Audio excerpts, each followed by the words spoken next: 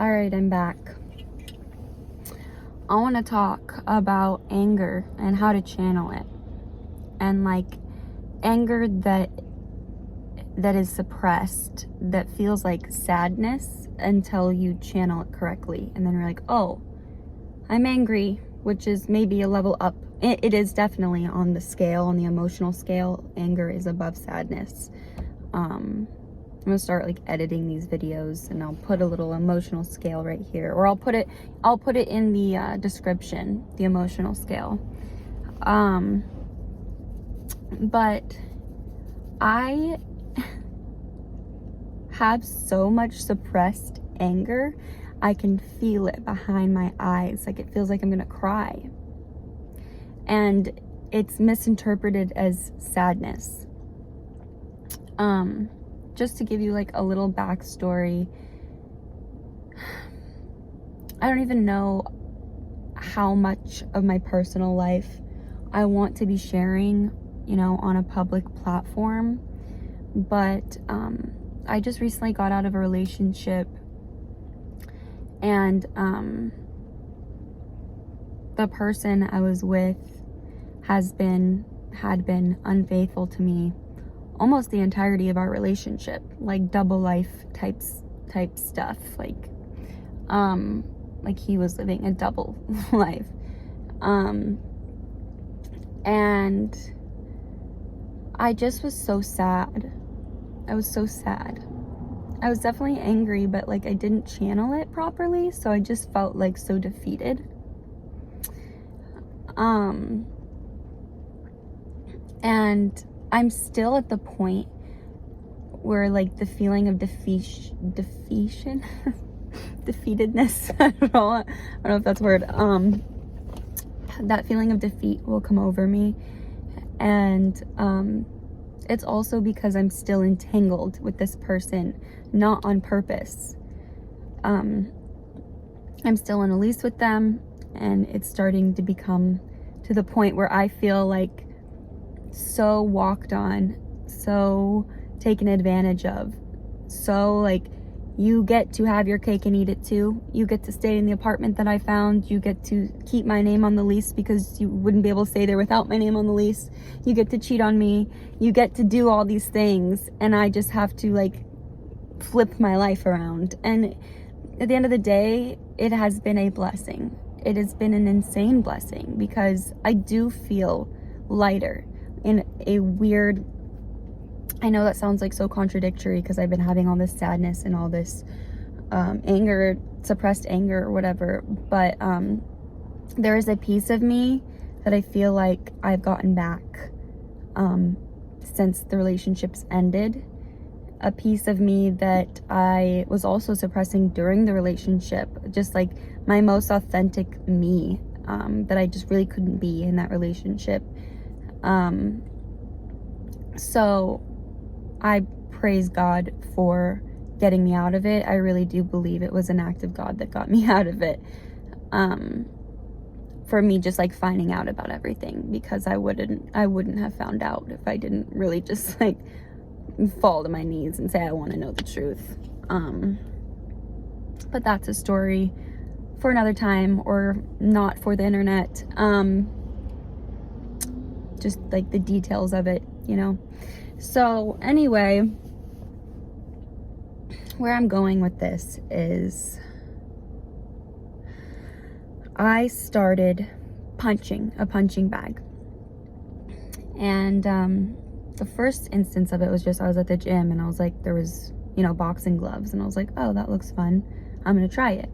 And then I started to do it, and I was like just hitting and then hitting and then hitting and then hitting, until I felt this, like, again, like this repressed emotion just start coming up, and like it felt like tears were going to start coming out. And I was like, wow, that something activated just now. That was important. And then I talked to a dear friend, shout out Nicole Call, previously known as Nicole Bunch. She's amazing, and she's doing these free consultations with me and other clients right now. It's kind of like a nutritionalist, life coach type thing. And she talked to me about how I have this outlet of walking, how walking really helps me. I'm living in the Central Coast right now with my parents and my grandma, and it's a really precious time. It's a precious time. It's a hiatus away from life, but I'm meant to be here to help kind of take care of family right now. So I've been walking, and Nicole's like, that sounds great. Sounds like you have these kind of calming outlets where you just kind of like silence, walk, get all of like the thoughts out, just walk it out. She's like, what do you have as an aggressive outlet? Do you scream into your pillow? Do you scream into your car? Do you scream in your car? Do you go into a field and like move your body and dance? Like, what are you doing?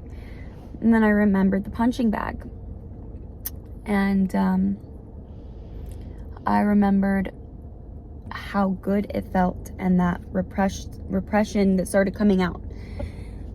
And I did it again today, and it's like the same thing. And all of a sudden, afterward, I felt like I could focus.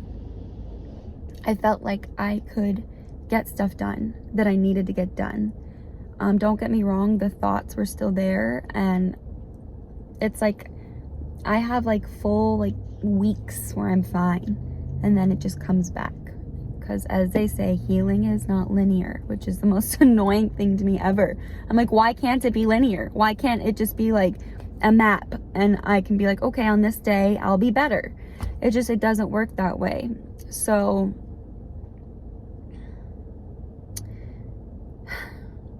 what I'm saying is, it's important to find outlets. As a high school kid, you know, growing up with divorced parents and having a lot of instability and a lot of different parenting styles, a lot of different opinions coming at me in many different directions, I chose to check out, and I've been really working on rechecking back in ever since. I've been labeled as a space cadet. I've been labeled daydreamer. Like I zone out a lot. I dissociate a lot. I've definitely experimented with substances. I don't think to the extent where I've permanently damaged anything, but I do think in the past it has been maybe an unhealthy coping mechanism. I've never been an addict, and I don't want to take away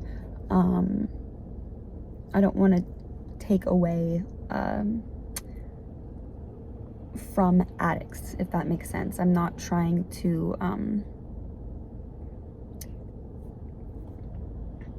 label myself. That's all I'm saying.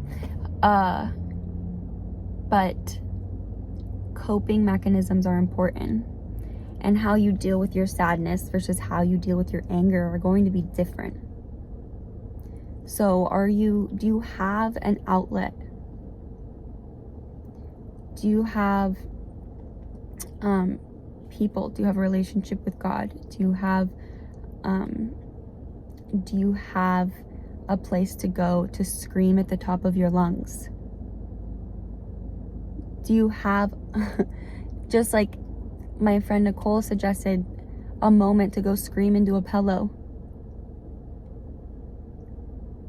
It's important. It's important, because otherwise we're just going to be these little balls of anxiety all the time, just like trying to get through our days, trying to distract ourselves on social media and scrolling and dissociating. And I know I'm at the point where I'm talking to myself. These videos are for me. They're obviously, like, I'm obviously posting online so I can reach people. but I'm talking to me.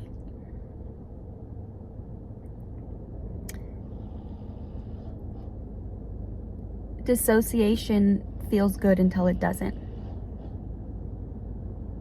Zoning out and not being here for your life feels good until you look back and you're like, where the hell have I been the past 5 years? Let's choose to be present.